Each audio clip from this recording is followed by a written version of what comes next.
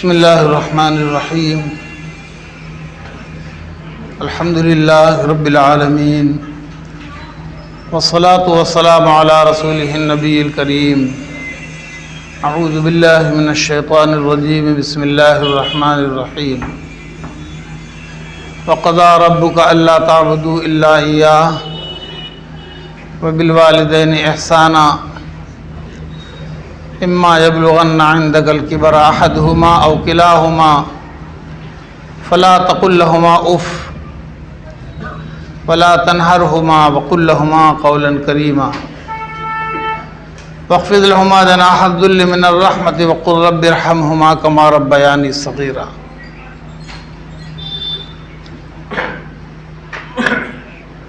سورہ بنی اسرائیل کی یہ دو آیتیں آپ کے سامنے حقوق الوالدین سے متعلق پڑھی گئی ہیں. دراصل یہ موضوع گزشتہ جمعہ کی گفتگو سے ہی نکلا ہوا موضوع ہے. پچھلے جمعہ کو آپ نے دعا کی اہمیت سماعت فرمایا اور آپ کو یہ بھی معلوم ہوا ہوگا کہ والدین بچوں کے لیے دعاؤں کے کارخانہ ہوتے ہیں.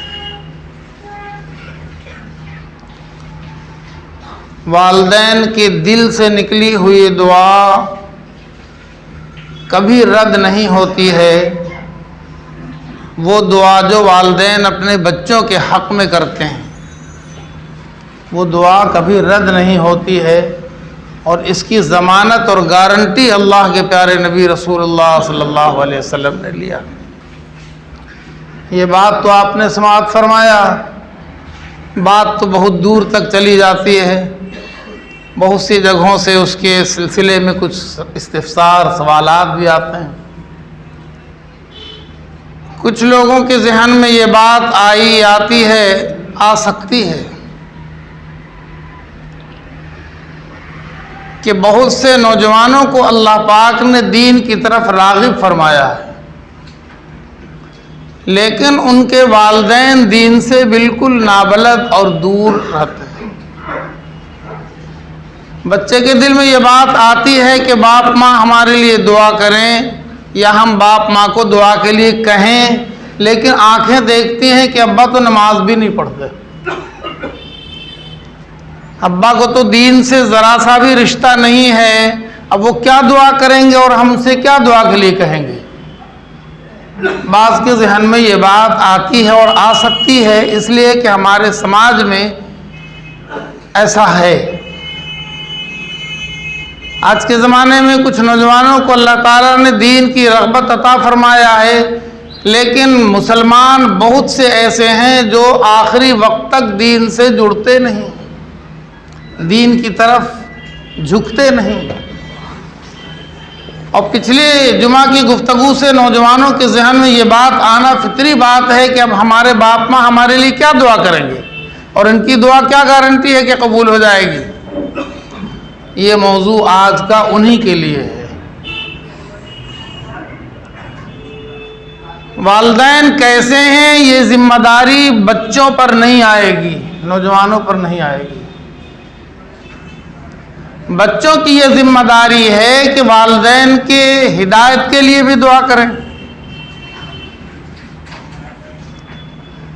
بچہ کیسے گوارا کر سکتا ہے نوجوان کہ ہم تو جنت کی طرف چلے جائیں اور باپ ماں دوزخ کی طرف جائیں؟ یہ تو سب سے بڑے فکر کی بات ہے.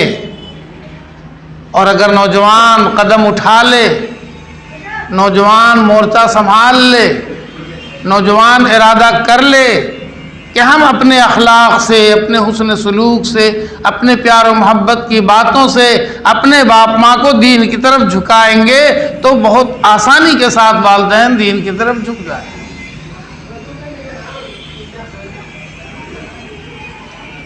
کبھی کبھی باپ ماں اس لیے بھی کبیدہ خاطر ہوتے ہیں کہ بچوں کو نماز پڑھتے تو دیکھتے ہیں، بچوں کے وہ دین پر چلتا تو دیکھتے ہیں، لیکن بچوں کا حسن سلوک ماں باپ کے ساتھ اچھا نہیں ہوتا تو ان کا دل دین سے دور ہوتا ہے. وہ بچوں کو تو اپنے اولاد سے خارج نہیں کرتا، لیکن اس کے دل میں چوٹ پہنچتی ہے کہ یہ بچہ کس دین پر چل رہا ہے، یہ نماز پڑھ رہا ہے، یہ دیندار ہے، لیکن وہ ہمارا حق تو ادا نہیں کر رہا۔ تو باپ ماں بجائے اس کے کہ بچوں سے نفرت کرے، وہ دین سے نفرت کرنے لگتا ہے۔ ہمارے سماج کا تانا بانا یوں ہی بکھر رہا ہے، دین سے دوری کبھی باپ ماں میں ہوتی ہے، کبھی اولاد میں ہوتی ہے، کبھی بیویوں میں ہوتی ہے، کبھی مردوں میں ہوتی ہے، تو ہمارا سماج دین سے دور ہو رہا ہے۔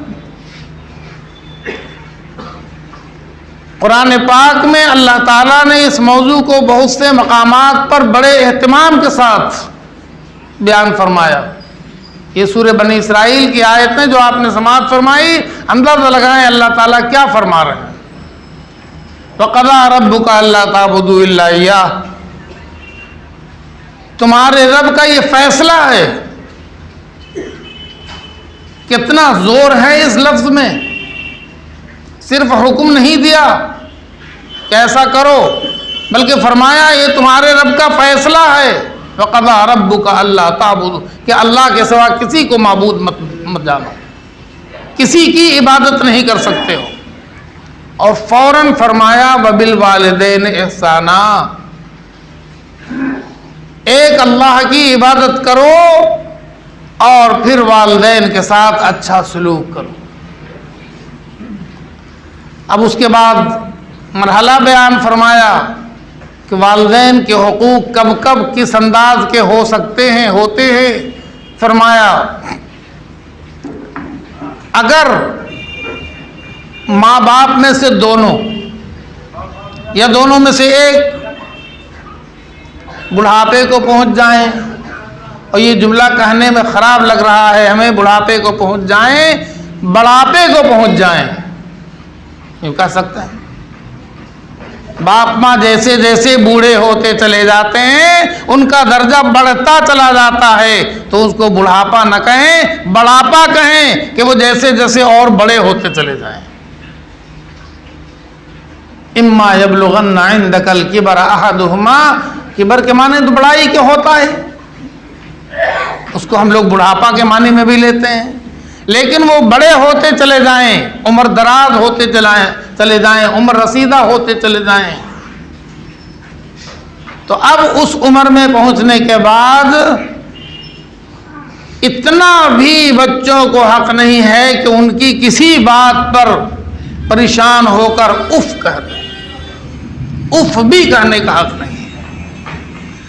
یہ اف تو اردو میں بھی استعمال ہوتا ہے، ہر زبان میں بولا جاتا ہے۔ اف کب بولا جاتا ہے؟ اگر ناک پہ مکھی بیٹھ جائے آپ اڑا دیں، پھر آگے بیٹھ جائے، پھر اڑا دیں، 2-4 مرتبہ بیٹھ جائے اڑا دیں، پھر کیا کہیں گے؟ اف کہتے نہیں کہتے؟ باپ ماں کتنا کھانسیں، کتنا بگڑیں، کتنا کچھ ایسا کریں جو آپ کو پسند نہ آئے، اور خاص طور پر جب آپ کی بیگمات گھر میں ہوں اور باپ وہاں برنڈے میں بیٹھے کھانس رہے ہیں، تو آج کا بکا ہوا نوجوان شرماتا ہے کہ میری بیوی کے سامنے ابا کھانس رہے، یہ میرے لیے شرم کی بات ہوتی ہے۔ تو اف اتنا بھی کہنے کا حق نہیں ہے۔ فلا تقل لہما اف، اف بھی مت کہو۔ اگر کسی نے باپ ماں کے کسی بھی بات پر اف کہہ دیا تو یہ گناہ کبیرہ ہے، گناہ کبیرہ، مسئلہ لکھ لیجئے۔ جب قرآن پاک میں صراحت کے ساتھ منع کیا گیا کسی کام کو، صراحت کے ساتھ اف بھی نہیں کہہ سکتے ہو، پھر کوئی اف کہہ دے یا کوئی ایسی بات کہہ دے جس سے باپ ماں کو تکلیف پہنچے، تو یہ گناہ کبیرہ ہے۔ اور آگے اور فرمایا کہ جب اف کہنے کا تمہیں حق نہیں ہے تو ڈانٹنے کا حق کہاں سے آ گیا؟ وَلَا تَنْهَرْهُمَا، ان کو جھڑکو مت، کوئی بات ان سے جھڑک کر نہیں کر سکتے۔ پھر کیسے کر سکتے ہیں بات؟ وہ بھی سکھا دیا قرآن پاک میں۔ وَقُلْ لَهُمَا قَوْلًا كَرِيمًا، جو بات باپ ماں سے کرو میٹھی میٹھی انداز میں، نرم لہجے میں، شیریں گفتگو، دل کو چھونے والی بات، باپ کے دل میں پیار آ جانے والی بات کرو۔ ڈانٹ کر ڈپٹ کر بات نہیں کر سکتے، شور مچا کر باپ کے سامنے نہیں بول سکتے۔ وَقُلْ لَهُمَا قَوْلًا كَرِيمًا، ان سے پیار محبت بھری بات کرو، نرم باتیں کرو۔ ابھی اسی پر بات بنی نہیں، اتنے حقوق ہیں باپ ماں کے کہ کبھی ان کا حق ادا ہو ہی نہیں سکتا۔ آگے فرمایا وَاخْفِضْ لَهُمَا جَنَاحَ الذُّلِّ مِنَ الرَّحْمَةِ، جناح کہتے ہیں اس بازو کو، ہاتھ کو، اور پرندوں کے پر کو۔ یہ پرندے جو پر سے اڑتے ہیں نا، یہ پر، اسی کو جناح کہتے ہیں۔ پرندے جب اڑتے ہیں تو پر پھیلا دیتے ہیں، اور جب بیٹھتے ہیں تو پر کو سکیڑ لیتے ہیں، تو اس کو جناح الذل کہتے ہیں۔ ذلت کے ساتھ اپنے بازو ان کے سامنے جھکا دو، باپ ماں کے سامنے اپنے بازو کو جھکا دو، مطلب بالکل عاجزی اختیار کر لو، نرمی اختیار کر لو، ان کے سامنے بالکل جھک جاؤ، یہ مطلب ہوگا۔ وَقُلْ رَبِّ ارْحَمْهُمَا كَمَا رَبَّيَانِي صَغِيرًا، اور اتنے پر بھی بات نہیں بنے گی، حق ادا نہیں ہوگا۔ اب ایک درجہ اور بھی ہے کہ جب تم بار الہا میں ہاتھ اٹھاؤ اپنی مرادوں کو مانگنے کے لیے، اپنے حاجات کو اللہ تعالیٰ سے مانگنے کے لیے، تو باپ ماں کو بھی یاد کرو دعاؤں میں اپنے، اور دعاؤں میں باپ ماں کے لیے کیا مانگنا ہے وہ بھی سکھا دیا۔ کہو میرے رب میرے باپ ماں پر رحم فرما دیجیے، کما ربیانی صغیرا، جیسا انہوں نے ہم کو بچپن میں پالا پوسا تھا۔ اب دیکھیے پوری کہانی آ گئی سامنے، اللہ کے سامنے نوجوان کہے گا کہ میرے اللہ، میرے باپ ماں نے بچپن میں ہمیں اتنی تکلیف اٹھا کر پالا پوسا ہے، اتنی مصیبت جھیلا ہمارے لیے، اور کبھی انہوں نے اس کو مصیبت سمجھا بھی نہیں۔ ایک بچے کی پرورش میں، ایک بچے کی تعلیم میں، ایک بچے کے آرام کے لیے، ایک بچے کی خوشی کے لیے باپ ماں اپنی ساری خوشیاں قربان کر دیتے ہیں، باپ ماں اپنے سارے آرام کو تک لگا دیتے ہیں، تو وہ سب جس طرح انہوں نے ہمارے لیے بچپن میں کیا ہے، میرے رب میرے ماں باپ پر رحم فرما دے۔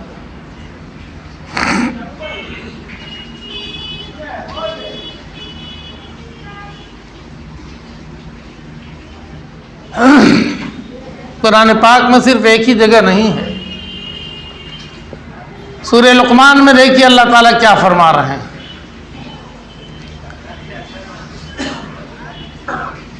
وَوَصَّيْنَا الْإِنسَانَ بِوَالِدَيْهِ، ہم نے حکم فرمایا انسان کو اپنے باپ ماں کے ساتھ اچھا سلوک کرنے کا۔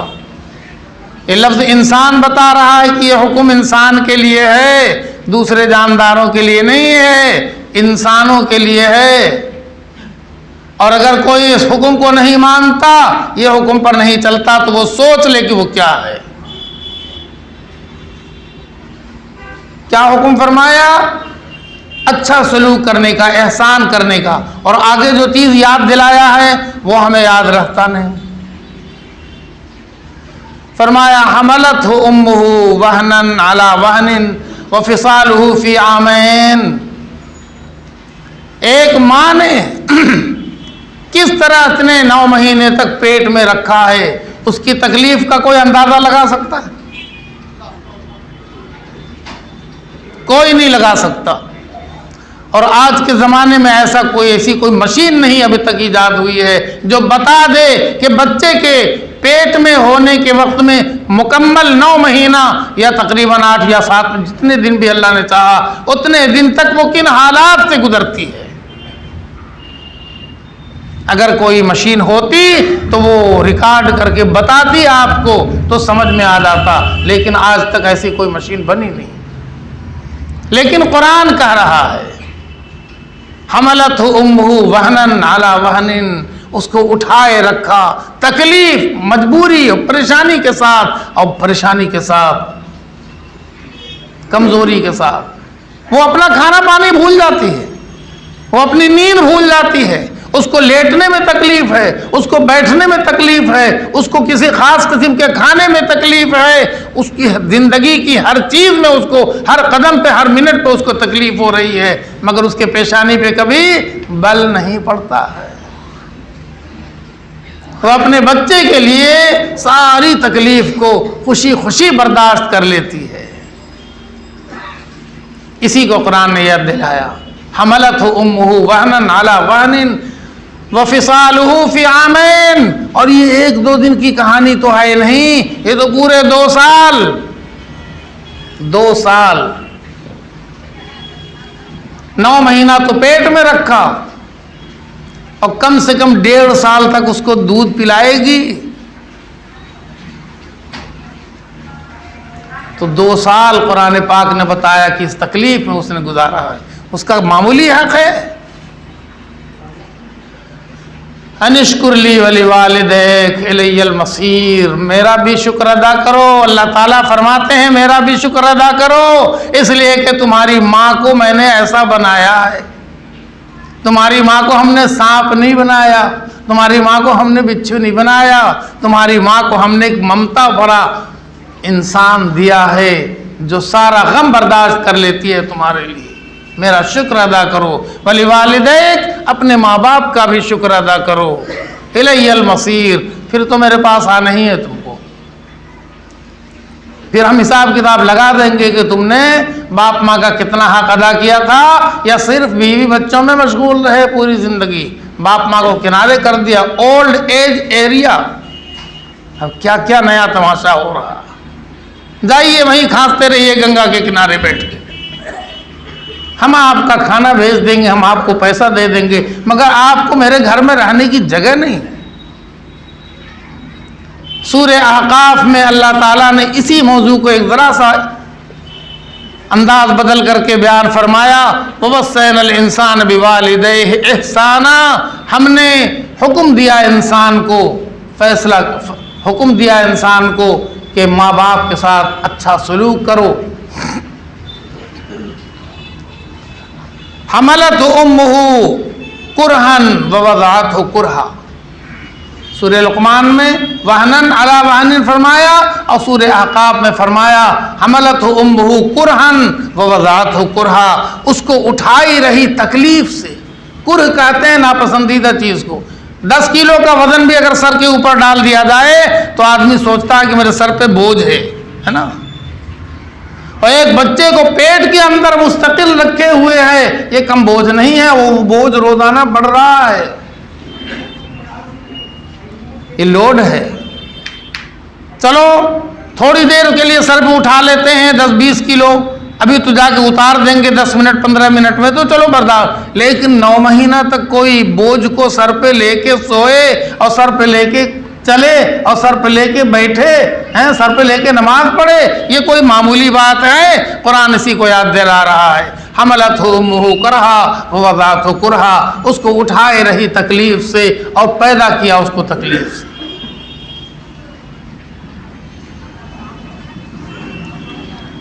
پھر آگے فرمایا وَحَمْلُهُ وَفِصَالُهُ 30 شَهْرًا، اس کا یہ اٹھائے رہنا اور اس کا دودھ چھڑانا یہ پورے 30 مہینہ تک چلا ہے۔ وہاں دو سال بتایا تھا نا، 2 سال تو کہا 2 سال، 2 تو 2 ہی ہوتا ہے نا، 2 تو 2 ہی ہوتا ہے۔ اب اس کو اللہ تعالیٰ نے ڈیٹیل کر دیا، یہ تم 2 جس کو تم سمجھ رہے ہو تو 30 مہینہ ہے، تم 3 دن بھی تم بوجھ اٹھا کے دکھلا دو نہیں اٹھا سکتے۔ ماں نے 30 مہینہ تک اپنے کھانے پہ پابندی لگایا، اپنے پینے پر پابندی لگایا کہ ہم ٹھنڈا چیز نہیں کھا سکتے، میرا بچہ دودھ پی رہا اس کو تکلیف ہو جائے گی، میں کوئی ثقیل چیز نہیں کھا سکتی ہوں، میرے بچے کا پیٹ نہ خراب ہو جائے۔ وہ اپنے کھانے پر اپنے پینے پر پابندی لگاتی ہے، کس کے لیے؟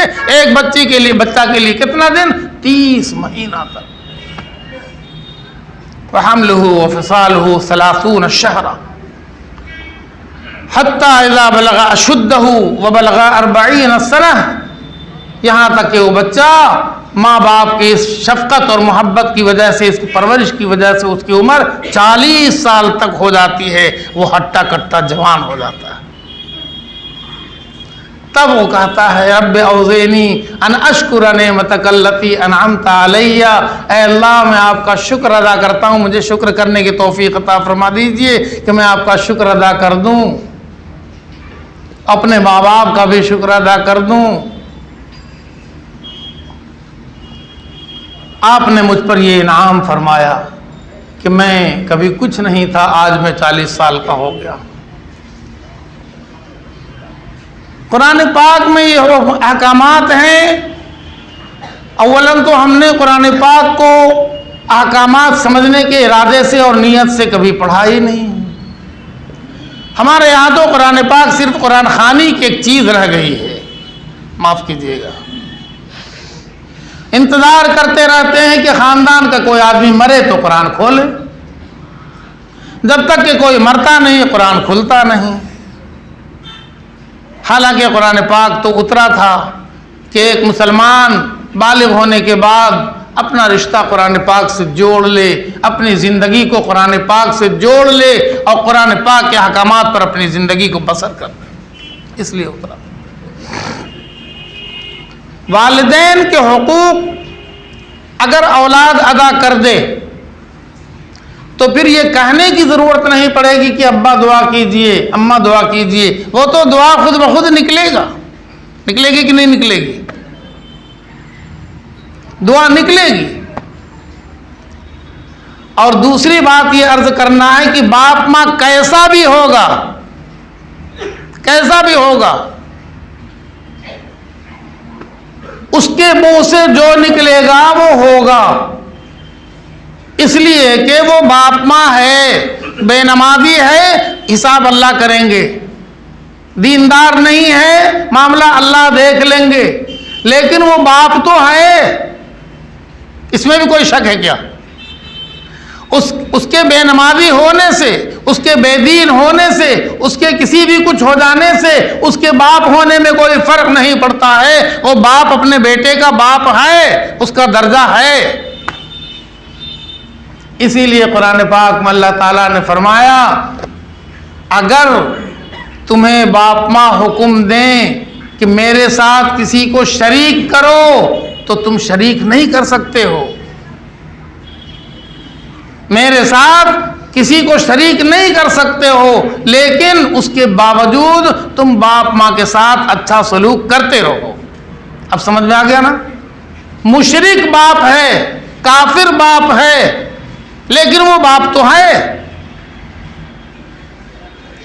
وہ تم کو شرک کرنے اور کفر کرنے کے لیے کہے تو یہ تو نہیں ہو سکتا۔ ہم نے ضابطہ بنا دیا ہے کہ لا طاعۃ لمخلوق فی معصیۃ الخالق، کسی مخلوق کی عبادت، اطاعت، فرما برداری اللہ کو کی نافرمانی کے ساتھ نہیں کی جا سکتی ہے۔ باپ ماں کے یہ اطاعت تو نہیں ہوگی کہ وہ اللہ کے ساتھ کسی کو شریک کر لے یا اللہ کو نہ مانے، انکار کر دے، یہ تو نہیں، لیکن پھر بھی وہ باپ ہے، اس نے سلوک کرتے رہو۔ قرآن پاک میں اس کا حکم دے دیا گیا۔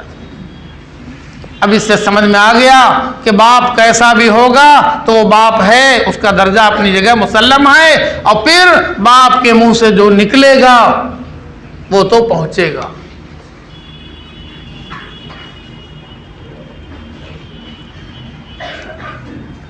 باپ کا درجہ، ماں کا درجہ کتنا اونچا، کتنا بلند ہے۔ ایک صحابی رضی اللہ تعالی، حضرت علقمہ رضی اللہ تعالی عنہ کے انتقال کا وقت آ گیا، سکرات کی گھڑی تھی، ان کے اطراف میں لوگ بیٹھے ہوئے کلمہ پڑھ رہے تھے زور زور سے تاکہ وہ بھی کلمہ دہرا لے۔ آخری وقت میں وہ کوشش کرتے تھے، ہونٹ ہلاتے تھے، مگر منہ سے کلمہ نکل نہیں رہا تھا۔ سب لوگ بے چین پریشان تھے، ان کی بیوی زیادہ پریشان تھیں کہ سکرات کا وقت ہے، آخری سانس لے رہے ہیں اور منہ سے کلمہ نہیں نکل رہا ہے۔ تو بیوی نے بے چینی میں یہ خبر سرکار دو عالم رسول اللہ صلی اللہ علیہ وسلم تک بھجوا دیا کہ اللہ کے نبی صلی اللہ علیہ وسلم سے کہہ دو جا کر کے وہ دعا فرما دیں کہ میرے شوہر کے منہ سے کلمہ نہیں نکل رہا ہے۔ تو حضور پاک صلی اللہ علیہ وسلم نے حالات کا جائزہ لیا، پوچھا ان کے رشتہ داروں میں کون کون ہیں؟ کہا کہ ان کی بیوی ہیں، ان کی ماں بھی ہیں۔ تو حضور نے ایک صحابی کو بھیجا کہ ان کی ماں کے پاس جاؤ، ان سے پوچھو کہ وہ آ سکتی ہیں میرے پاس تو آ جائیں، یا میں وہاں پر آ جاؤں۔ حضور نے فرمایا یا میں وہاں پر آ جاؤں ان کے پاس۔ تو ان کی بیوی نے ان کی والدہ نے خبر دیا علقمہ رضی اللہ عنہ کی کہ میں آ رہی ہوں۔ آ گئی پردے کے ساتھ۔ حضور پاک صلی اللہ علیہ وسلم نے پوچھا کہ علقمہ تمہارا بیٹا ہے؟ تو ہاں یا رسول اللہ میرا بیٹا ہے۔ ہاں کیسا ہے؟ کہا جی بہت نمازی، بہت بڑا دیندار، تہجد گزار۔ ارے چھوڑو ان سب باتوں کو، تمہارے ساتھ اس کا معاملہ کیا ہے؟ تو ماں چپ ہو گئی، ماں کچھ جواب نہیں دے سکی۔ حضور سمجھ گئے۔ حضور نے فرمایا تمہیں بتانا ہوگا بیٹا تمہارا تمہارے ساتھ کیا سلوک کرتا تھا۔ کہا حضور وہ بڑا نمازی، بڑا دیندار، بڑا پرہیزگار، لیکن اس کی زبان میرے دل کو چیرتی تھی۔ جب وہ مجھ سے بات کرتا تھا تو میرے دل کے ٹکڑے اڑا دیتا تھا۔ بات کرنے میں میرے ساتھ سخت انداز اختیار کرتا تھا۔ اس کی زبان میں نرمی نہیں تھی، اس کی آواز میں محبت نہیں تھی۔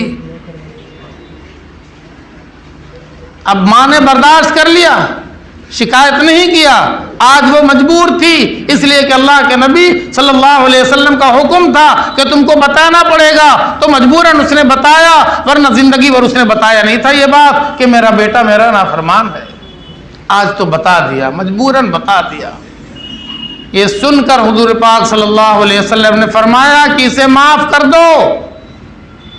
ماں نے کہا کہ حضور اتنا زندگی بھر اتنا ستایا ہے کہ معاف کرنے کا جی نہیں چاہتا۔ رحمت للعالمین صلی اللہ علیہ وسلم کا غصہ بڑھ گیا۔ فرمایا لوگوں لکڑیاں لاؤ، لکڑیاں جمع کرو۔ اب صحابہ گھبرا گئے کہ اللہ کے نبی لکڑیاں کیوں منگا رہے ہیں؟ ان کی بیوی اور ان کی والدہ اور گھبرا گئے، حضور یہ لکڑیاں کیوں؟ کہا اسے ابھی جلا دوں گا، ابھی آگ لگا کے جلا دوں گا۔ ماں نے کہا حضور میرے سامنے، ماں کے سامنے بیٹے کو، آپ تو رحمت للعالمین ہے۔ فرمایا اس سے بڑی آگ میں جا رہا ہے، جہنم کی آگ اس سے زیادہ داغتی ہوئی آگ ہے، تم نہیں معاف کرو گی تو وہ اس جہنم میں چلا جائے گا۔ آج میں جلا دوں گا تو کم سے کم وہاں سے تو بچ جائے گا۔ ماں نے کہا یا رسول اللہ میں نے اسے معاف کیا۔ یہاں وہ نہیں تھے علقمہ، وہ اپنے بیوی کے ساتھ ایک دوسرے مکان میں رہتے تھے، اور یہاں معاملہ ہو رہا ہے حضور پاک صلی اللہ علیہ وسلم کے سامنے ان کی والدہ کے ساتھ۔ اس دن ماں نے کہا کہ میں نے اسے معاف کیا، ادھر ان کی زبان سے لا الہ الا اللہ محمد رسول اللہ نکلا اور روح پرواز کر گئی۔ لوگوں نے خوشیاں منائی اور خوشی ہو کر کے حضور پاک صلی اللہ علیہ وسلم کو خبر دیا کہ یا رسول اللہ ان کے انتقال کے وقت میں ان کی زبان سے کلمہ لا الہ الا اللہ جاری ہو گیا۔ یہ ماں کا مقام ہے، یہ ماں کا درجہ ہے۔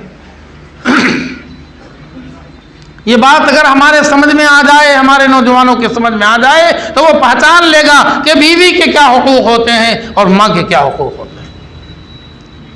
آج تو وہ نوجوان مجبور ہیں ساری زندگی بیویوں کے حوالہ کر دینے پہ۔ کیوں؟ اس لیے کہ اس کی بیوی کے باپ نے ساری زندگی کی پونجی اس کے حوالہ کر دیا۔ تب جاگا کہاں؟ اس نے جہاز دے دیا اس کے گھر میں، تو یہ بیوی کا غلام تو ہو جاتا ہے لیکن ماں کا غلام نہیں بنتا۔ سرکار دو عالم رسول اللہ صلی اللہ علیہ وسلم کے ایک صحابی پیارے پوری زندگی اللہ کے نبی صلی اللہ علیہ وسلم کو دیکھنے کے لیے تڑپتے رہے مگر دیکھ نہ سکے۔ اور صحابی کی تمنا کیا ہو، صحابی کی شرط کیا ہے؟ ایک نظر بھی ایمان کے ساتھ اگر اللہ کے نبی کو دیکھ لیا، ایک نظر بھی اللہ کے نبی کو دیکھ لیا اور یہ ایمان پر رہا تو وہ صحابی ہے۔ اور صحابی ہونے کا مطلب ہے کہ اب ان کے بعد کوئی بھی بڑا سے بڑا ولی پیر ان کے درجہ کو نہیں پہنچ سکتا۔ صحابی ہونا بہت اونچے درجے کی چیز ہے، صاحب رسول اللہ صلی اللہ علیہ وسلم۔ اسی لیے وہ کیا نام ہے ان کا، سلمان فارسی فارس سے چلے آئے، اور بعض صحابی کہاں سے چلے آئے، بعض کہاں سے، پوری دنیا سے چل چل کر اللہ کے نبی صلی اللہ علیہ وسلم کے پاس آتے، آپ کی زیارت کرتے، مگر ایک صحابی نہیں آتے تھے، حضور کی محبت میں تڑپتے تھے، اور حضور یہاں ان صحابی کا ذکر کرتے تھے صحابہ کرام کے سامنے کہ وہ میرے پاس نہیں آ رہے ہیں، وہ ایسے ہیں ویسے ہیں، اور لوگ یہاں سے پلٹ کے جاتے تھے تو وہ پوچھتے تھے کہ حضور نے میرے بارے میں کیا کہا ہے، حضور نے میرے بارے میں کیا کہا ہے، وہ بتاتے تھے اور کہتے تھے کہ تم کیسے ہو کہ نہیں جا رہے ہو حضور سے ملنے کے لیے؟ کہا تم تو گئے تھے نا حضور سے ملنے کے لیے، تم تو مل کے آ رہے ہو نا، اچھا بتاؤ تو حضور کے پیشانی کے وہ یہ ابرو جو ہے نا بھون، وہ کیسا تھا؟ تو وہ گھبرا گئے۔ کہا تم حضور کے سامنے کتنے دیر؟ کہا بہت دیر تک بیٹھے، بہت دیر تک رہے، بہت دن تک رہے۔ کہا اتنا بھی نہیں بتا سکتے، اور میں یہاں سے بتا رہا ہوں کہ حضور پاک صلی اللہ علیہ وسلم کو کوئی دور سے دیکھتا تھا تو یہ بھاؤں کے دونوں بال ملے ہوئے نظر آتے تھے، اور جب نزدیک سے دیکھتا تھا تو دونوں میں بیچ میں فرق نظر آتا تھا۔ وہ وہاں بیٹھ کر دیکھ رہے یمن میں اللہ کے نبی صلی اللہ علیہ وسلم کو، اللہ تعالیٰ اپنے محبوب کی شکل حضرت اپنے صحابی اویس قرنی کو دکھلا رہے ہیں۔ ایسی تڑپ، ایسی محبت تھی، کیوں نہیں آئے ملنے کے لیے؟ ماں کی خدمت میں لگے تھے۔ اگر ماں کی خدمت چھوڑ کے چلے آتے اور پیچھے میں ماں کا انتقال ہو جاتا یا ماں کو تکلیف ہو جاتی تو پھر کیا کرتے؟ اس لیے مجبوراً نہیں آ رہے تھے، ماں کی خدمت میں لگے تھے کہ جب تک کہ ماں حیات ہیں میں تو ان کی خدمت کرتا رہوں گا۔ اللہ مالک ہے، مقدر والے جائیں گے اللہ کے نبی کے پاس، اب میرے مقدر میں نہیں تو نہیں جاؤں گا، لیکن ماں کو تو نہیں چھوڑوں گا، ماں کی تو خدمت میرے علاوہ کوئی کرے گا نہیں، میں ہی تو ہوں، ماں کی خدمت پہ لگے۔ ادھر حضور پاک صلی اللہ علیہ وسلم کا آخری وقت آ گیا، اب اللہ کے نبی صلی اللہ علیہ وسلم کو بھی اللہ کی طرف سے پیغام آ گیا کہ اب میرے پاس آپ کی تشریف آوری ہو رہی ہے۔ تو ان زمانے میں حضور نے حضرت عمر فاروق رضی اللہ عنہ کو اور حضرت علی رضی اللہ عنہ کو بلا کر کہا کہ سنو، اویس آئیں گے قرن سے، تو ان سے تم دونوں دعا کرانا، ان سے دعا کرانا۔ اب یہ کون ہے؟ عمر فاروق رضی اللہ تعالیٰ عنہ 10 جنتیوں میں سے ہیں، عشرہ مبشرہ میں سے، ان کو دنیا میں جنتی ہونے کی بشارت ملی۔ حضرت علی رضی اللہ عنہ کو بھی، وہ بھی عشرہ مبشرہ میں جنتی ہونے کی بشارت ملی۔ ان کو حکم ہو رہا کہ جب وہ آئیں گے ان سے دعا کرانا۔ انہوں نے یہ بات تو یاد کر لیا۔ پھر حضور پاک صلی اللہ علیہ وسلم کا وصال ہو گیا، ان کی تمنا تو دل میں رہ گئی۔ اب وہاں سے حاجی لوگ جب یمن سے، پوری دنیا سے آ رہے ہیں تو خاص طور پر پوچھا جاتا ہے یمن والوں سے کہ کوئی تمہارے میں سے قرنی ہے، قرن قبیلہ کے؟ تو نہیں آئے۔ 1-2 سال تو ابو بکر صدیق رضی اللہ عنہ کا زمانہ گزرا، اس میں نہیں آئے۔ پھر عمر فاروق رضی اللہ عنہ کا زمانہ آیا، 10 سال تک ان کی تلاش ہوتی رہی، نہیں آئے۔ 10ویں سال حضرت عمر فاروق رضی اللہ عنہ نے سارے حاجیوں کو جمع کیا، اکٹھا، ایک جگہ جمع ہو جاؤ۔ سب لوگ جمع ہو گئے، امیر المومنین کا حکم تھا، سب ایک جگہ جمع ہو گئے۔ فرمایا سب کھڑے ہو جاؤ، سب کھڑے ہو گئے۔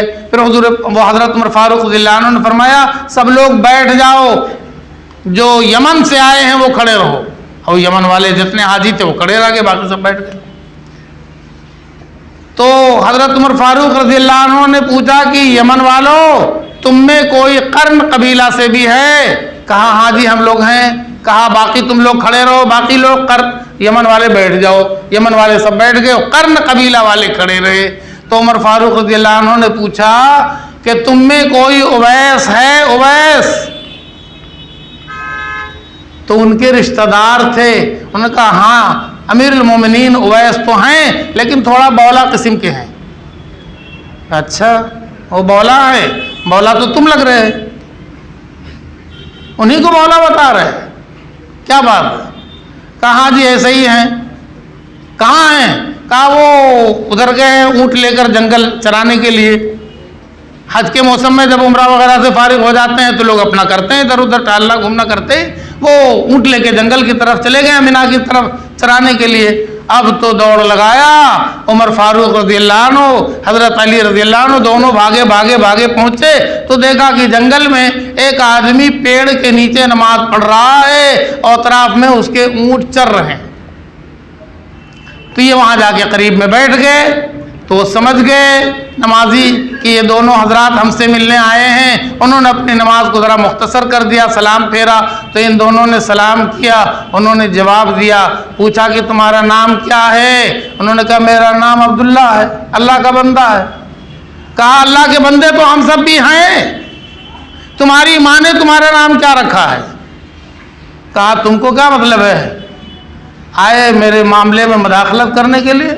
کیوں پوچھ رہے میرا نام؟ تو علی رضی اللہ عنہ نے کہا کہ تم کو پتہ نہیں ہے امیر المومنین ہیں عمر فاروق۔ اب تو وہ کانپنے لگے تھر تھر تھر تھر، یہ امیر المومنین ہیں، ہم ان سے ملک کے بات کر رہے۔ کہا معاف کر دیجئے معاف کر دیجئے۔ کہا معاف تو ہم کر ہی دیں گے، پہلے دعا تو کرو ہم لوگ کے لیے، ہم لوگ کے لیے دعا کرو۔ کہا کیا بات کر رہے ہیں آپ لوگ صحابہ کرام، عشرہ مبشرہ، حضور کے رشتہ دار، آپ سسر ہیں یہ داماد ہیں اور آپ دعا کریں گے ہم دعا کریں گے؟ کہا کہ کرو جلدی سے، اللہ کے نبی صلی اللہ علیہ وسلم نے ہمیں حکم دیا ہے کہ جب اویس مل جائیں تو ان سے دعا کرانا، تو تم کو کرنا ہی پڑے گا۔ اب رونے لگے، میرے آقا نے کہا تھا، اللہ کے نبی نے کہا تھا میرے بارے میں کہ مجھ سے دعا کرانا، اب تو دعا کرنے لگے۔ میرے بزرگوں یہ مقام و مرتبہ اویس قرنی رضی اللہ عنہ کو کس بنیاد پر ملا ہے آپ بتائیں؟ صرف اس بنیاد پر کہ انہوں نے ماں کی خدمت جی بھر کے کیا ہے۔ اور ایک بات چلتے چلاتے اور عرض کر دوں، کوئی نوجوان اپنے کسی بھی حرکت سے کسی بھی بات سے باپ ماں کا دل مت دکھانا، ان کے دل سے جو بات نکل جائے گی کوئی ماں کا لال اس کو روک نہیں سکتا ہے۔ میں اپنے بچپنے کے زمانے کی ایک بات یاد کرتا ہوں، عبرت کے لیے آپ کو بھی بتا رہا ہوں۔ کوئی 55 سال پہلے کی 1965-66 کی بات ہوگی، میرا ابتدائی طالب علمی کا زمانہ تھا۔ مدرسے کے ناظم صاحب بہت غصور تھے، ہم لوگ بھی بہت ڈرتے تھے ان سے۔ گھر میں کچھ معاملے میں کھٹپٹ ہو گیا، باپ بیٹے میں ہو گیا۔ ان کا جوان بیٹا ایک دوسرے شہر میں بجلی کا مستری تھا اور وہ جا رہا تھا ڈیوٹی پر چھٹی گزار کر، تو گھر کے کسی معاملے میں ہو گیا، عورتوں کے کہنے سننے کی وجہ سے آپس میں نا اتفاقی اور کچھ بات ایسی بڑھ گئی۔ بات جب بڑھ گئی تو باپ نے جل بلا کر کے غصے میں کہہ دیا کہ جاؤ تمہاری لاش دیکھیں گے۔ کبھی نہیں کہنا چاہیے، باپ ماں کو بھی یاد رکھنا چاہیے کہ آپ کا مقام و مرتبہ اللہ تعالیٰ نے اتنا بلند فرمایا ہے کہ اگر اولاد کے حق میں آپ کی زبان سے کوئی بھی جملہ نکلے گا وہ رک نہیں سکتا، وہ جائے گا، عرش تک جائے گا۔ اس لیے کبھی باپ اپنے اولاد کے بارے میں باپ ماں کے منہ سے کوئی ایسا لفظ نہ نکلے جو اس کے حق میں پریشانی کا باعث بن جائے۔ یہ کہہ دیا کہ جاؤ تمہاری لاش دیکھیں گے، وہ بیچارہ چلا گیا، وہ چلا گیا، ڈیوٹی جوائن کر لیا جا کر کے۔ اگلے ہی دن گاؤں میں جیپ آ گئی، پولیس کی گاڑی۔ تو پہلے تو گاڑیاں نہیں چلتی تھیں گاؤں میں، سڑکیں بھی نہیں تھیں اس زمانے میں۔ ایک گاڑی کبھی مہینوں کے بعد ایک گاڑی آتی تھی تو پورے گاؤں والے نکل جاتے تھے دیکھنے کے لیے کہ گاڑی آئی، کس کی گاڑی آئی، کیوں گاڑی آئی۔ تو میلہ لگا ہوا اور یہ حضرت وضو کر رہے تھے، ناظم صاحب وضو کرتے کرتے گاڑی کی آواز سنا تو پوچھا کس کی گاڑی آئی ہے؟ تو لوگوں نے کہا آپ کے بیٹے کی لاش آئی ہے، آپ کے بیٹے کی لاش آئی ہے۔ اب آپ سوچ سکتے ہیں اس باپ پر کیا گزری ہوگی جس کے منہ سے کل نکلا تھا کہ جاؤ تمہاری لاش دیکھیں گے۔ وہ بجلی کا کام کر رہا تھا، جھٹکا لگا، گر گیا، پولیس والوں نے اس کی لاش جیپ میں رکھا اور لا کے گاؤں میں پہنچا دیا۔ ٹیلی فون کا زمانہ نہیں تھا، موبائل کا زمانہ نہیں تھا، لاش لا کے پہنچا دیا گاؤں میں۔